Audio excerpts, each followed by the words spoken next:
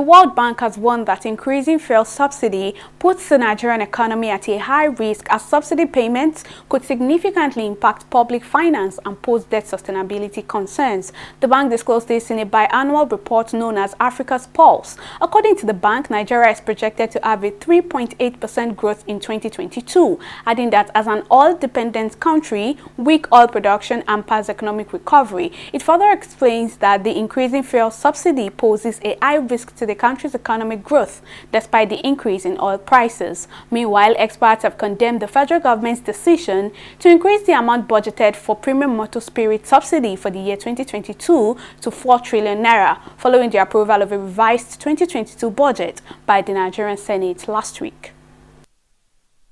If you look at 4 trillion, which is burnt away in a year, that could actually finance 120 modular refineries. Not even to talk of the fact that we only have license for 75.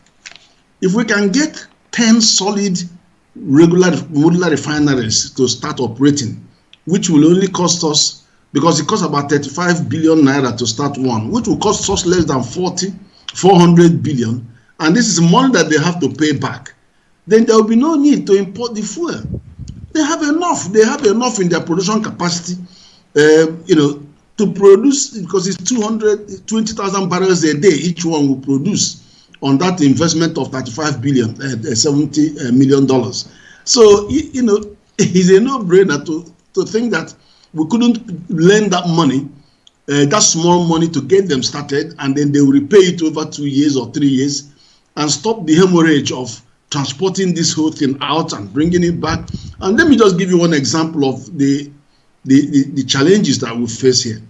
Every month, the central bank expends about $3 billion a month coming into its coffers from crude oil.